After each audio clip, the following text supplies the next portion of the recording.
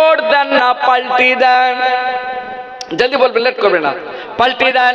শুধু আপনারা কেন, গোটা দুনিয়া ভোট নিবে, দাবি পূরণ করবে না তো পাল্টি খাবে। চাहे সেটা জার্মান কি জাপান, ইন্দোনেশিয়া কি পাকিস্তান, जो भी हो ভোট নিবে, দাবি পূরণ করবে না তো পাল্টি খাবে, তাই কি না? এইবারে ভাই পার্টি ছাড়েন, পাল্টি ছাড়েন, নিজ নিজকে রাখেন। তাহলে ভোট নিল, দাবি পূরণ করলো না তো পাল্টি খালো। আল্লাহ আমাদেরকে বানালেন সুবহানাহু ওয়া তাআলা, আল্লাহ রাব্বুল আলামিন আমাদেরকে সৃষ্টি করার পরে বললেন, এই মেরে বান্দা তুই ইবাদত কর। তো বান্দা যদি ইবাদত না করলে, বান্দা যদি ইবাদত না করবে, আল্লাহ সোজা চালাবে না ধড়াম ধড়াম পাল্টাবে। জলদি বলো, লেট করবে না। পাল্টাবে। কিরম পাল্টাবে আল্লাহ রাব্বুল আলামিন কিরম পাল্টায় ও भी सुन लो। हाँ, रब्बुल आलमीन तार बंदा के पलटाए कखनो Aila, Laila, tornado, hurricane, Katrina, Phailin, cyclone, प्लावन, झटिका, धूमधड़ाका, बुझा যাচ্ছে কিনা জানি না। রব্বুল আলামিন তার বান্দাকে কখনো আয়লা দিয়ে, কখনো লাইলা দিয়ে, কখনো টর্নেডো, কখনো হারিকেন, কখনো ক্যাটারিং, কখনো পিলিং, কখনো সাইক্লোন, কখনো প্লাবন, কখনো ঝটিকা, কখনো ধুমধড়াকা দিয়ে আল্লাহ তার বান্দাকে পাল্টায়। আপনারা ভালো করে জানবেন, ধোবি কাপড়াকে পাথরে খুব করে মারে কি মারে না? কেন মারে? কি প্রয়োজন ছিল ওর মারা? না, যত মারবে তত ময়লা। জলদি বলবেন, যে কাপড়া যত ময়লা হবে তাকে তত ধড়াম ধড়াম ধোবি পাথরে মারবে। তো যে বান্দা, যে সব বান্দা যত বেশি গুনার ময়লা থাকবে, রব্বুল আলামিন ধড়াম ধড়াম করে আইলা লাইলা দিয়ে মারবে আর তার গুনাহকে ধুয়ে ধুয়ে যাবে। ইন্দোনেশিয়াতে 1998 সাল একটা মাত্র সুনামি দিয়েছে, দুটা নয়, একটা সুনামিতে 2,40,000 মানুষ মারা গেল, 100 বাড়ি পড়ে গেল। তার মধ্যে একটা বাড়ি দাঁড়িয়ে রয়ে আছে, 1000 বাড়ি পড়ে গেছে ইন্দোনেশিয়ায়, একটা বাড়ি দাঁড়িয়ে রয়ে গেছে। সেই বাড়িটার নাম আপনারা শুনে নেন, সেই ঘরটার নাম হলো মসজিদ। মসজিদ বলো নারায়ে তাকবীর। আল্লাহ তাআলা যেন বুঝিয়ে দিলেন, এই দুনিয়া वालों, এই ইন্দোনেশিয়া वालों, তোমারই বানানো তৈরি মসজিদ আর আশেপাশে হাজারো বসতি ঘর সব ভেঙে চুরমার করলাম একটা সুনামিতে, আর তারই মাঝখানে একটা মসজিদ ও भी দাঁড়িয়ে আছে। এ তো ইন্দোনেশিয়া গেল। পাকিস্তানকে দেখো, পাকিস্তানের কোয়েটা নামে একটা জায়গা আছে, ওখানে বড় মাপের একটা ভূমিকা হলো। সে ভূমিকম্পতে দেখা গেল না মসজিদ শহীদ হয়ে গেছে, বাড়ি অনেক পড়ে গেছে, কিন্তু একটা সিনেমা হল দাঁড়িয়ে রয়ে গেছে। এখানে ভূমিকম্পতে সিনেমা হল দাঁড়িয়ে থাকলো, ওখানে সুনামিতে মসজিদ দাঁড়িয়ে রইলো। মেরে ভাইয়া, তাহলে এতক্ষণ কি বুঝা গেল? ইবাদত করতে হবে না ছাড়তে হবে, ইবাদত করতে হবে না ছাড়তে হবে। জলদি জলদি বলেন। আচ্ছা, করি না ছাড়ি, ব্যাস সব ধরা পড়ে যাচ্ছে। 80 সালের বুড়া भी ধরা পড়বে, 20 সালের জওয়ান भी ধরা পড়বে। শোনো মেরে ভাই বর্দারো, ইবাদতের সেরা ইবাদত হলো নামাজ। আর নামাজ কি জিনিস আপনারা জানেন। নামাজের আমি আলাদা ব্যাখ্যায় যাব না, নামাজের ব্যাখ্যা দিতে গেলে পুরো রাতটা কভার হয়ে যাবে, আমি যাচ্ছি না। নামাজের শুধু ম্যাগনেটটা 2 মিনিটে বলে দিচ্ছি, ম্যাগনেট পাওয়ার। নামাজ কেমন আপনাকে টান মারে, খাঁচ মারে, চুম্বক করে, খাঁচে, 2 মিনিট সময় নিয়ে বলে দিচ্ছি। শুনলাম মেরে ভাইও, সেটা কি? আপনারা গুড়াকু বা তম্বাকু জানেন? গুড়াকু জানেন? তম্বাকু যে কোনো দিন গুড়াকুতে দাঁত ঘষেনি, তম্বাকুতে দাঁত ঘষেনি, পहला दिन চালাবে তো ঝটকা খাবে। খাবে কি খাবে না জলদি বলো। যে पहला दिन চালাবে তো 100% ঝটকা, তারপর দিন গুড়াকু চালাবে তো 90% ঝটকা, তারপর দিন গুড়াকু চালাবে তো 80% ঝটকা, তারপর দিন তম্বাকু চালাবে তো 70% ঝটকা। দিনও বাড়ে ঝটকা কমে, দিনও বাড়ে ঝটকা কমে, দিनों बड़े झटका कमे।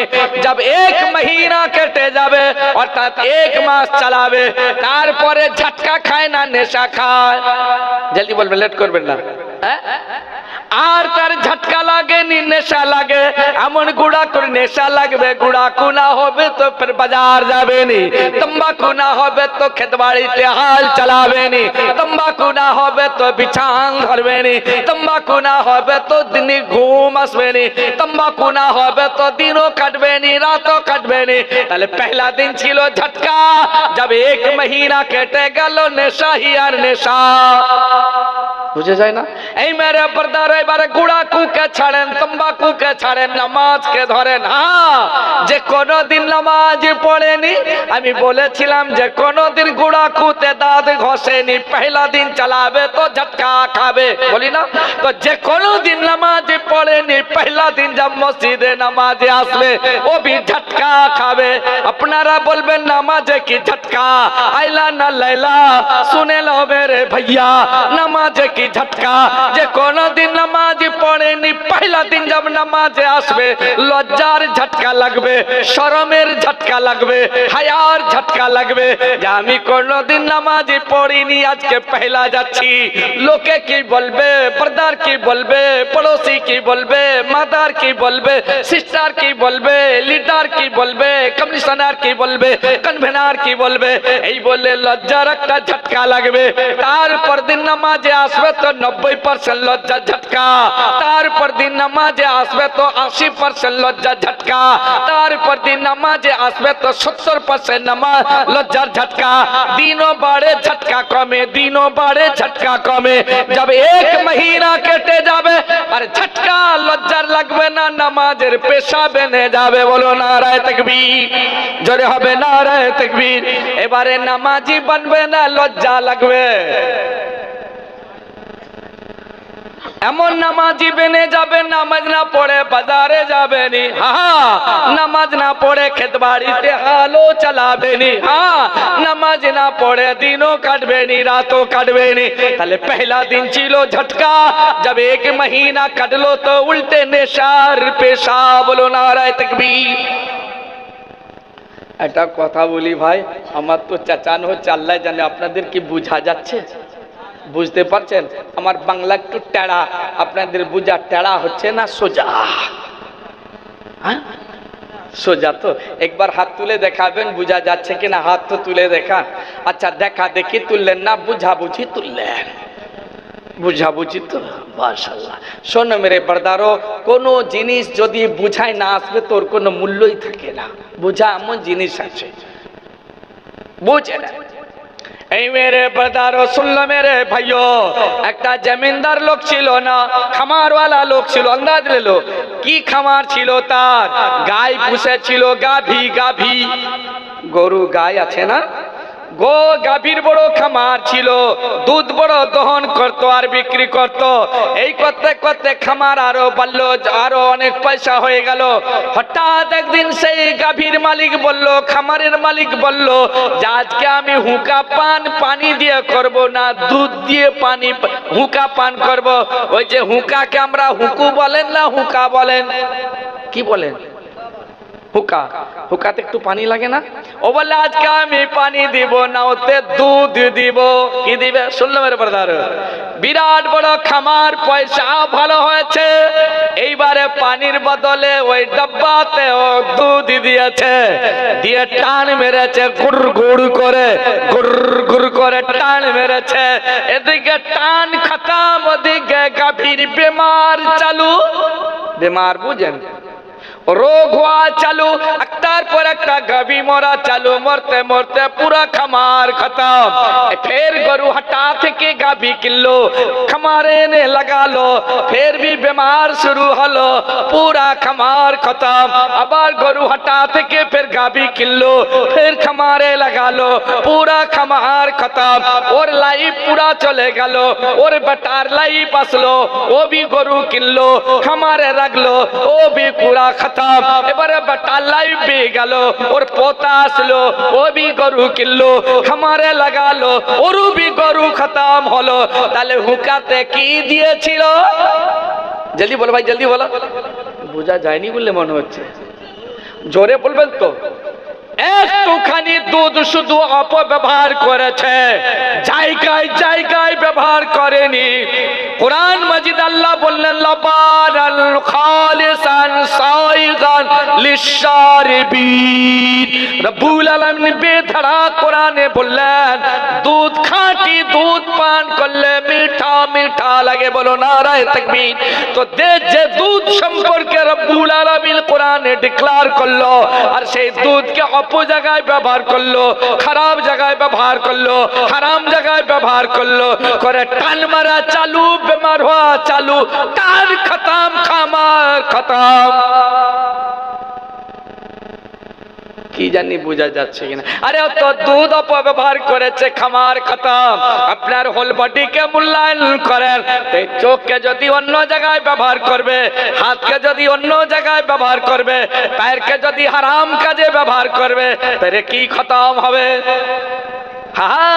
এই মেরে বর্দারো হাত পা চোখ কান জবান একে যদি একটার পর একটা বলতে থাকবো, ইনশাল্লাহ আন্দাজ পেয়ে যাবেন যে হ্যাঁ, চোখকে হারাম জায়গায় ব্যবহার করলে কি খারাপ হয়, জবানকে হারাম জায়গায় খারাপ ব্যবহার করলে কি খারাপ হয়, পায়েরকে হারাম জায়গায় ব্যবহার করলে কি খারাপ হয়, দুধকে হারাম জায়গায় খারাপ ব্যবহার করলো তো পুরা খামার খতম। রব্বুল আলামিন কোন সময় গুনার সাজাকে সাথ সাথ দেখিয়ে দেয়। শুনলো, ওটা ছিল 2006 সাল। কয় সাল বললাম? আজকে কত সাল, কত বছর আগে? একটা জওয়ান লোক, শুনলো মেরে বর্দার, বাসের উপর সবার হয়ে আসছে অনেক প্যাসেঞ্জার, আর বাসের উপর একটা কেউটে সব জনতা উঠেছে, উঠে গিয়ে হালবাল করছে, বাস বি চলছে, অস্বাভাবিক জায়গায় সাপ উঠে গেছে, তার মধ্যে বিচলিত অস্থিরতা খুব দেখা দিয়েছে। কেউ না ভাবে চোট মারে, সাপটা চক্কর মারতে মারতে একটা বেটি বসে ছিল, বেটির এখানে উঠলো, বেটির সালোয়ার কামিজ ছিল, সালোয়ারে ঢুকলো, পুরো প্যাচ দিয়ে রইলো, একবারও দংশন করলো না, প্যাচ দিয়ে রইলো, কাউকে কাটলো না। বাসটা এসে স্ট্যান্ডে লাগলো, সব প্যাসেঞ্জার নেমে গেল, বেটি বড় হয়রান পরেশান, পায়ে তখন জনতা সব পেঁচানো আছে। বুড়া একটা দেখে বললো, বেটি তোকে আর আমি কি বলবো, একা তুই একটু ঝুঁকে যা, ঝুঁকে গেলে আমারে কালা চাদর তোর উপর চড়িয়ে দিচ্ছি, আর চড়ানো হলে তুই ঢাকা হবি, ঢাকা হলে সালোয়ারকে ঢিলা বানাবি, ঢিলা বানিয়ে সাপকে ভাগাবি। আর সেই মতো বেটি ঝুঁক লিল, আর বুড়া বাবু চাদর চড়ালো, সাথ সাথ সালোয়ার খুললো, সাপকে ঢিলা করলো, সাপ বেরালো, এক জর্রা চোট মারেনি, ঘন্টা পো ঘন্টা পেঁচিয়ে থাকলো, একদম চোট মারলো না। ফের সাপ যা বেরালো, বেরিয়ে বাস থেকে নামলো, সোজা 4টা লেন, হাই রোড ছিল, এদিকে 2টা লেন, ওপাশে 2টা লেন, পেরিয়ে গেল। দিনের বেলা সূর্য বি চমক মারছে, দিন বি তখনও আছে, রাতের নামও নিশান নেই। সাপ গিয়ে ওই পাশে লেনে একটা লোক দাঁড়িয়ে আছে, মোটরসাইকেল দাঁড় করানো আছে, তার পাশে একটা লোক ধড়াম করে চোট মারলো। জব চোট দিয়ে দিয়েছে, ও দেখে না সাপ মেরেছে বড় কেউটে, আর 1 মিনিটও লেট হয়নি, ধড়াম করে জমিনে পড়লো, পড়ে গিয়ে ব্রেন হেমারেজ না হয়ে হার্ট অ্যাটাক হলো, হার্ট অ্যাটাক হয়ে সাথ মারা গেছে। মারা গেলে এর বিকল্প কিছু নাই। এইবারে পার্শ্ববর্তী লোক দেখছে কোন ফোন নাম্বার পাই তো জানিয়ে দেই, তাই ওই মোটরসাইকেলে যে ব্যাগ এন্ড ব্যাগি ছিল, ফোন নাম্বার তালাশ করছে, কোথাও মিলেনি। এবার দেখা গেল মোটরসাইকেলের পিছনে একটা বাক্স ছিল, বাক্সটা খুলেছে, যদি ওর ভিতরে ফোন নাম্বার থাকবে। এইবারে জব বাক্স খুলে দিয়েছে, কি দেখতে পেল না, দেখতে পেল কাটা হাত, काटा कान, काटा नाक, काटा पैर। ये बड़ा अजीब गरीब कथा। एक বাক্সো কাটা কাটা হাত কান নাক पैर। আসল রহস্যটা কি না, ওই 2006 সালে পাকিস্তানে বড় মাপের একটা ভূমিকম্প হলো। ভূমিকম্পতে অনেকে মারা গিয়েছে, কাউকে তুলতে পারা গেছে, কেউ চাপা পড়ে রয়ে মারা গেছে। ওই যে মরে রয়ে গেছে, তারা মরে গিয়ে থেকে গেছে, ফুলে গেছে। তো এ লোক গিয়েছে, যে কি করেছে না কানটা দেখতে পেয়েছে, এদিক ওদিক ঢিলে ঢালা করে কানের যে সোনার দুলটা ছিল কান তো ফুলে গেছে, বের করতে পারেনি, তাই কান কেটে নিয়েছে। কারণ নাক দেখতে পেয়েছে, নাকে সোনার নথ ছিল, বের করতে পারেনি, ফুলে গেছে, নাক কেটে নিয়েছে। হাতটা দেখতে পেয়েছে সোনার বালা, হাত নিতে বের করতে পারেনি, কেটে নিয়েছে। পায়ের নিয়েছে বালা, এইভাবে পুরা ট্যাঙ্কি ভর্তি করেছে, পুরা বাক্স কাটা কান নাক হাত পায়ের নিয়ে চলেছে বাড়িতে। সেখানে গিয়ে সুখে শান্তিতে খাবে, বাল বাচ্চা খাবে, নারী বুড়ি ভর্তি করবে। কিন্তু রব্বুল আলামিনের পরিকল্পনা দেখো, ও আর নিয়ে বাড়ি পৌঁছতে পারেনি। সাপকে সওয়ার করালো বাসে, আর বেটির পায়েতে পেঁচালো, সালোয়ারকে ঢিলা করলো, 4টা লেন পার হলো, যে ঝটকা মেরে দিল, ধড়াম জমিনে পড়লো, মৌত হয়ে গেল। 7 গুনার আযাব চালু হয়ে গেল। ওর সোনা দানা কোনো কিছু নিয়ে আর বাড়ি পৌঁছতে হলো না। ঘটনা হলো, আমি তো চাচাচ্ছি, আল্লাহ জানে বোঝা যাচ্ছে কিনা, না ফালতু যাচ্ছে। হ্যাঁ ভাই, বোঝা যাচ্ছে, মনে কিছু ডট মাইন্ড দুঃখা লাওনি। আমি একটু বারবার জিজ্ঞাসা এই জন্য করছি যে বোঝা যাচ্ছে কিনা, কারণ আমার বাংলা টেরা, আপনাদের বোঝা সহজ সোজা, তাই মাঝে মাঝে জিজ্ঞাসা করছি যে বোঝা যাচ্ছে কিনা। আপনারা কি বিরক্তি হচ্ছেন? এই মেরে বারদার और भी कान खुलकर सुन लो। हाँ এই মেরে ভাইও, তাহলে ওখানে দুধটা হুকাতে ব্যবহার করেছে, অপব্যবহার, সাথ সাথ আযাব চালু। এখানে কান কাটা, নাক কাটা, পায়ের কাটা, হাত কাটা নিয়ে যাচ্ছে, বাড়ি পৌঁছতে পারলো না, মালিকুল মউত ধড়াম চালু। হ্যাঁ, রব্বুল আলামিন কখনো কখনো রিলিজ দেয়, ছাড় দেয়, কখনো কখনো সাথ করে দেয়। একটা গুনাহ, বেশি লাগবে না। এর গুনাহ কটা ছিল? হাত কাটা, পায়ের কাটা, কটা গুনাহ? একটা গুনাহ, তাতে জামানা, তাতেই খতম। দাউদ আলাইহিস সালাতু সালামের কম কটা গুনাহ করেছিল? তাদের আল্লাহ বান্নার বানিয়ে দিলেন, খঞ্জির বানিয়ে দিলেন। রব্বুল আলামিন দাউদ আলাইহিস সালাতু সালামকে বললেন, এই দাউদ, তোমার কমকে বলো শনিবারে যেন দরিয়া থেকে মাছ না ধরে। বাকি সমস্ত দিন ধরবে, সমস্ত সপ্তাহ ধরবে, সব ধরবে, শুধু শনিবার কা রোজ বন্ধ করনে কहो। দাউদ আলাইহিস সালাতু সালাম কমকে ডাকলো, বলে তোমরা শনিবারে মাছটা ধরবে না, বাকি দিন ধরবে দরিয়া থেকে। বলো, হো, দরিয়া থেকে শনিবারে মাছ ধরা বন্ধ না? হ্যাঁ। বল ঠিক আছে, আমরা ধরবো না। এই বলে কি করলো, দরিয়া থেকে নালি কাটালো, ড্রেন কাটিয়ে টবা বা পুকুরের মতো বানালো। সারা সপ্তাহ দরিয়া থেকে যে মাছটাই টবাতে আসে, শনিবার এখানেই মাছ ধরে। দরিয়াতে জাল ফিকে না, বড়শি আড়ে না, এখানে ধরে। আচ্ছা, মাছটা কোথাকার? জলদি বলবেন। কেরম কায়দা দেখছেন? রব্বুল আলামিন দেখলেন আপনি দরিয়াতে না বলেছি, তো ড্রেনকে ডেকে নিয়ে তোরা শুরু। রব্বুল আলামিন ঘোষণা দিলেন, কুনু মা কুনু কিরাদাতাল খাশিন, যাও সমস্ত জলিল বান্দার হয়ে যাও, খিঞ্জির হয়ে যাও। সঙ্গে সঙ্গে তাদের বান্দার করে দিল। 3 দিন পরে তারা মৌত হয়ে গেল। 70,000। কত হাজার? কতটা সময়? 7 আল্লাহ করে দিলেন। গুনাহ কটা? মনে রাখো, গুনাহ কটা? গুনাহ কটা? একটা। এই মেরে বরদার, তো দাউদ আলাইহিস সালামের কওম একটা গুনাহতে পুরা বরবাদ। লূত আলাইহিস সালামের কওমকে দেখো। হ্যাঁ, লূত আলাইহিস সালামের কওম লাবাতা চালু করলো। লাবাতা তারবি শব্দ, অর্থাৎ পুরুষে পুরুষে সঙ্গম, মহিলাতে সঙ্গম। আজকে 2025 সাল, জার্মান বলে একটা দেশ আছে, সেই জার্মানের আইন করেছে ছেলে ছেলে বিয়ে হবে, মেয়েতে বিয়ে হবে। এটা হারাম, ইসলামী হারাম। কিন্তু আজকে জার্মান পাশ্চাত্য দেশ, তারা আইন তৈরি করেছে ছেলের সঙ্গে ছেলের বিয়ে, মেয়ের সঙ্গে মেয়ের বিয়েটা হালাল না হারাম। এই মেরে বরদার, লূত আলাইহিস সালামের কওম লাবাতা চালু করলো, অর্থাৎ ছেলের সঙ্গে ছেলে, মেয়ের সঙ্গে মেয়ে খারাপ কাজ করলো। রব্বুল আলামিন বেধড়ক আযাব দিয়ে দিলেন। 7 দিন 8 রোজ ঝড় ঝটকা দিয়ে তাদের পুরো বরবাদ করে দিলেন, এবং জমিনটাকে পাল্টে দিলেন চটাইয়ের মতো। আজও পর্যন্ত সেই নমুনা আল্লাহ রেখে দিয়েছেন, এবং কিয়ামতের সকাল পর্যন্ত থাকবে। সেই সাগরের নাম রাখা আছে ডেড সি, মানে মৃত সাগর। সেখানে করে দিয়েছেন পুরা একটা গুনাহ, কিন্তু পুরা বরবাদ। তাহলে লূত আলাইহিস সালামের কওম একটা গুনাহ করলো, বরবাদ। দাউদ আলাইহিস সালামের কওম একটা গুনাহ করলো, বরবাদ। এবারে মুসা আলাইহিসসালামের কওমকে দেখো, মুসা আলাইহিসসালামের জামানায় অনাবৃষ্টি যাচ্ছে, বৃষ্টি নেই। কওম এসে বলছেন ইয়া আল্লাহ, সরি এই মুসা কালিমুল্লাহ, বৃষ্টি নেই, অনাবৃষ্টি, চাষ হয়নি, বাস হয়নি, কি করে দিন হপ্তা কাটবে? আপনি আল্লাহর কাছে পানি মাগতে চলুন। এই বলে ময়দানে হাজির হলো, পুরা কওম भी গেছে। মুসা কালিমুল্লাহ भी হাত উঠিয়েছে, কওম হাত উঠিয়েছে। মুসা কালিমুল্লাহ বড় লাডলি নবী ছিলেন, এত বড় লাডলি নবী ছিলেন যে দাবিটা মুসা কালিমুল্লাহ করেছিলেন কোন নবী করেননি। উনি আল্লাহর কাছে দাবি রেখেছিলেন, ইয়া আল্লাহ আমি আপনাকে দেখবো। আল্লাহ বলেছিলেন লাল তারানি, না না তুমি আমায় দেখতে পাবে না। কিন্তু মুসা কালিমুল্লাহ না দেখে ছাড়লো না। এই মেরে বারদারো, তাহলে সেই এত বড় লাডলি নবীও হাত উঠিয়েছে কিসের জন্য? না আল্লাহর কাছে পানি মাগছে, ইয়া আল্লাহ আপনি পানি দেন, বর্ষা দেন, চাষবাস হবে, আমার কম বাঁচবে। আল্লাহ রাব্বুল আলামিন ওহী দিয়ে জানালেন, এই মুসা আমি এক কাতরা পানি দেব না।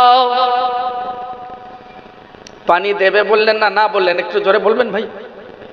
হ্যাঁ, না বলে দিলেন। মুসা কালিমুল্লাহ বললেন, আল্লাহ রাব্বুল আলামিন আপনি পানি না দিলে কম তো বরবাদ হয়ে যাবে। বলে আমি দেব না। কেন দেব না? না তোমার কওমের মধ্যে একজন, কজন জলদি বলো, জোরে বলবেন, কজন? একজন একটা গুনাহ করেছে। কটা গুনাহ? সে গুনাহটা হলো ও গীবত করেছে, গীবত, গীবত। ফলে ওকে ক্ষমা মাগতে বলো, তবে আমি পানি দেব। মুসা কালিমুল্লাহ বললেন, আল্লাহ তাহলে আপনি ওকে চিহ্নিত করে দেন, এত বড় কওম আমার, কোন লোকটা গীবত করেছে তাকে আপনি মার্কিং করে দেন, নিশানা বানিয়ে দেন, আমি ওকে ক্ষমা মাগতে বলবো। আল্লাহ রাব্বুল আলামিন বললেন, আমি যদি বলে দেব যে ওই লোকটা গীবত করেছে, তাহলে আমার কি গীবত হবে না? আমি বলবো না। এবারে মুসা কালিমুল্লাহ বলছেন, আল্লাহ আপনিও মার্কিং করছেন না, চিহ্নিত করছেন না কোন লোকটা গীবত করেছে, আর আমিও চিহ্নিত করতে পারছি না, তাহলে এইরকম পরিস্থিতির উপরে কি হবে?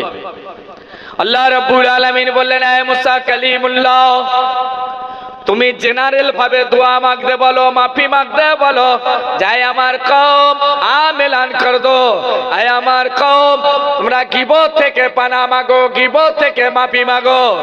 আল মুসা কালিমুল্লাহ ডিক্লার দিয়ে দিলেন, আয় আমার কওম তোমরা আল্লাহর কাছে গীবত থেকে পানা মাগতে থাকো। কওম হাত উঠালো দরবারে খোদার কাছে, আর জবানে বললে, আল্লাহ আপনি ক্ষমা করে দেন, গীবতের গুনাহ মাফ করে দেন। জব যা বলে দিয়েছে, ঘুটঘুটে মেঘ সেজেছে, আর ঝমঝম করে পানি হলো। বলো নারায়ে তাকবীর। এদিকে হাত উঠা চালু তো মেঘ উঠা, মেঘ উঠা চালু, হাত নামানো চালু তো বর্ষা চালু। বলো নারায়ে তাকবীর। তাহলে গুনাহ কটা ছিল? বোঝা যায়নি মনে হচ্ছে আপনার। কি গুনাহ বলেন তো? গীবতের গুনাহ। আচ্ছা সকলকে আর পানি বন্ধ ছিল না, ওই একার পানি বন্ধ ছিল? জলদি বলবেন। সকলের পানি বন্ধ। আচ্ছা সত্যি করে বলেন, আমরা কি গীবত করি নাকি? আমরা গীবত তো করিনি। আর আমাদের তো একটা গুনাহ নেই, আমাদের তো অনেক গুনাহ, না একটা। গুনাহ মাফ করলে, গুনাহকে যদি তাক দেওয়া হবে তা আসমান ছুঁয়ে যাবে। আমেরিকার এর সব থেকে একটা শহর আছে ফ্রান্সিসকো, তাদের এত গুনাহ, বিশ্বের মধ্যে সব থেকে বেশি তারা গুনাহ করে। গুনাহ করতে করতে মনে হয় তাদের আসমান ছুঁয়ে গেছে গুনাহ, কিন্তু আযাব নেই। হ্যাঁ মেরে বারদারো, এই মেরে ভাইও, এইবারে বলি আপনি দিল্লি জানেন, দিল্লিতে অনেক বৃষ্টি যাচ্ছে, এখানে কটা গুনাহ না কটা নেকি? 1 মিনিটে শুনে নেন। দিল্লির মুসলমান বারদারা ময়দানে গেল, কি আল্লাহর কাছে পানি মাগছে, আল্লাহ আপনি বর্ষা দেন। দিল্লির কলিজা ছুঁয়ে যাচ্ছে, ফেফড়া ফেটে যাচ্ছে, দিল্লি শুকিয়ে যাচ্ছে, জীবনযাত্রা খুব কঠিন অবস্থা, আপনি পানি দেন। তখনও পানি হয়নি। সকাল কাটলো, বেলা হচ্ছে, দুপুর কাটবে, পানি নেই, মেঘ উঠেনি। হাজার হাজার লোকের উপস্থিতি, আলেমও আছে, মুফতি আছে, হাফেজ আছে, কারি আছে, মুসলমান বারদার भी আছে, বিলকুল পানি হয়নি। এইবার একটা লোক একটা মহিলা ঘোড়ার উপর সওয়ার হয়ে আসছে, আর সেই মহিলার সঙ্গে একটা বাচ্চা আছে। এসে দেখে না খোলা ময়দানে লোকেরা হাত তুলে আল্লাহর কাছে যেন কি চাচ্ছেন। তোরা ঘোড়াকে দাঁড় করালো, দাঁড় করিয়ে ছেলেটা দাঁড়িয়ে জিজ্ঞাসা করছেন, হ্যাঁ গো তোমরা কি করছো? বলে জানতে পারো না দিল্লিতে আজকে অনাবৃষ্টি যাচ্ছে, দিল্লির কলিজা চুয়ে যাচ্ছে, ফেফড়া ফেটে যাচ্ছে, পানি নেই, তাই আল্লাহর কাছে আমরা পানি মাগছি, কিন্তু পানির কোনো নাম নিশান নেই। এইবারে ছেলেটা বলে উঠলো, গো জনগণ, আপনারা যদি আমাকে হুকুম করবেন, একবার কি অনুমতি দেবেন, একবার আমিও আল্লাহর কাছে চাই। লোকেরা বলল, আল্লাহর কাছে যে কেউ চাইতে পারে, তুমিও চাও। এই বলে ঘোড়া থেকে নিচে সওয়ার হলো। মা কিন্তু ঘোড়ার উপর সওয়ার আছে, মায়ের শুধু আঁচলটা হাতের উপর ঢেলেছে, ঢেলে দিয়ে শুধু একটা নয় দুটা লাইন বলেছে, ইয়া আল্লাহ, আমি এমন মায়ের ছেলে আপনার কাছে দুটো হাত তুলে ধরেছি, যে মা কোনোদিন আজনবী ছেলেকে দেখেনি, আজনবী অপরিচিত মানুষের মুখমণ্ডলকে দেখেনি, আর নিজের শরীর অঙ্গ প্রত্যঙ্গ লাজুক করে রাখে, পর্দানশীনী আছে, কাউকে আজনবী অপরিচিত মানুষকে দেখায়নি, দেখতে বি পায়নি। আমি সেই মায়ের ওসিলা দিয়ে বলছি, আপনি একটু পানি দেন। এই বলে হাতটা উঠিয়ে দুটা হাত উঠিয়ে পানি মাগা চালু, এদিকে হাত উঠে দোয়া মাগা চালু, ওদিকে ঘুটঘুটে মেঘ উঠা চালু, হাত নামানো চালু, তো ঝম ঝম দিল্লিতে বর্ষা চালু। বলো নারায়ে তাকবীর। আচ্ছা, কটা নেকি ছিল বোঝা যায়নি বলে মনে হয়। এই মেরে ওসিলা কটা ছিল? লজ্জা, হায়া, পর্দা, সরি লজ্জা বলছি, পর্দা। এই মেরে পর্দারও বলতে বলতে কোথায় চলে গেছি। এইবারে আমি আপনাদের একটা নাম্বার নিয়ে আসবো। আচ্ছা বলেন, পহেলা নাম্বারটা আমার কি ছিল? প্রথম নাম্বারটা কি ছিল মনে আছে? আমি এক নাম্বারটা কি রেখেছিলাম মনে নেই। মনে রাখলে আমল করতে হবে, ভুলে গেছি, কাজ খাতা। আচ্ছা আপনাদের তাহলে আর একটা জিনিস বলি। আচ্ছা, সারা রাত জলসা শুনলেন, সকালবেলা একটাও মনে নেই, তো এই শোনাটা উপকার না অপকার? জলদি বলবেন, লেট করবেন না। হ্যাঁ, সারা রাত জলসা শুনেছেন, সকালবেলা একটাও মনে নেই, মনে নেই, জলদি বলো, জলদি বলো। হ্যাঁ, অপকার। শুনলাম মেরে বারদারও, আমি সিরিয়াসলি ভাবে বলে যাচ্ছি, করজড় করে। সারা রাত জলসা শুনবেন, সকালবেলা যদি একটা লাইনও যদি মনে না থাকবে, একটা সেন্টেন্স যদি মনে না থাকবে, একটা কথা যদি মনেও না থাকবে, তবু উপকার অপকার নয়। বলবেন এটা কেমন করে হলো? রাত ভর জলসা শুনলাম, সকালবেলা একটাও মনে নেই, তবু উপকার কি করে হলো? তাহলে যুক্তিটা দিয়ে দিচ্ছি, শুনেন। যুক্তিটা হলো এটা, একটা প্রশ্ন করতে হয়। আপনারা এতজন বসে আছেন, বলেন এক মাস আগে, এক মহিনা আগে কেউ মাছ ভাত, শাক ভাত, ডিম ভাত, গোস্ত ভাত খেয়েছে কিনা? জলদি বলবেন। আচ্ছা বলেন তো, যিনি মাছ, ডিম, গোস্ত, শাক খেয়েছেন এক মাস আগে, তার মনে আছে না ভুলে গেছেন? জলদি বলবেন, জলদি বলবেন, লেট করবেন না। হ্যাঁ, মনে আছে? এক মাস আগে আপনি কি দেখেছিলেন বলুন, বলে দেন, মনে আছে?